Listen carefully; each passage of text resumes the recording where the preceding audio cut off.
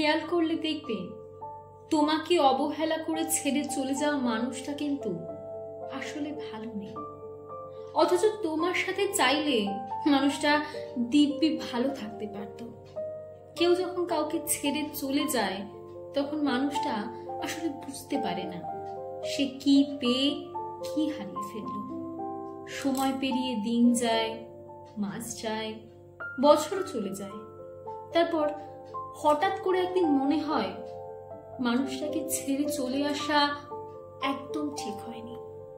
কিন্তু কিন্তু তখন আর কিছুই করার থাকে না।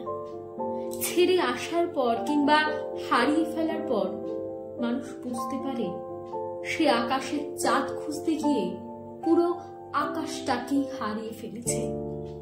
মানুষ যেমন দাঁত থাকতে দাঁতের মর্ম বোঝে না, তেমন পাশের মানুষটাকে হারিয়ে ফেলার আগে তার মর্ম বুঝতে পারে না। আমরা ভালোবাসতে ভুল না করলেও সঠিক মানুষটাকে চিনতে বড্ড ভুল করি।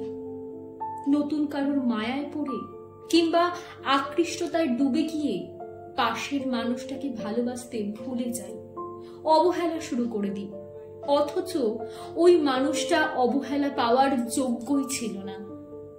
অনেকেই কাছের মানুষটাকে ছেড়ে নতুন কারোর হাত ধরে ভালো থাকার জন্য, অথচ কিছুদিন পর বুঝতে পারে ভালো তার সাথেই ছিল যাকে সে ছেড়ে দিয়েছে।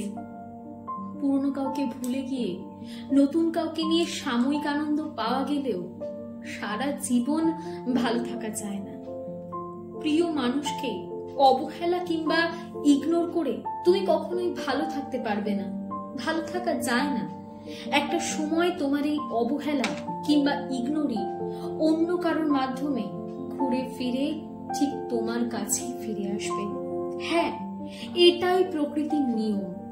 তোমায় ঠকিয়ে যে চলে গেছে সেও কিন্তু ঠকেছে কিংবা ঠকবে, হয়তো অন্য কোনো ভাবে কিংবা অন্য কারো কাছে, কিন্তু ঠকবে এইটাই নিশ্চিত। তুমি কাউকে ঠকালেও একদিন ঠকে যাবে, তোমাকে কেউ ঠকালে সেও একদিন ঠকবে, এটাই নিয়তি। তাই প্রিয় মানুষটা যেমনই হোক তাকে আপন করতে শেখো। তুমি চাইলেই এই মানুষটাকে একদিন তোমার মতো করে বানিয়ে নিতে পারবে, কিন্তু যদি ছেড়ে চলে যাও তাহলে শুধু একের পর এক মানুষ বদলাতে পারবে, কিন্তু কাউকে মনের মতো করে বানাতে পারবে না, মনের মতো করে পাবে না, কখনোই না।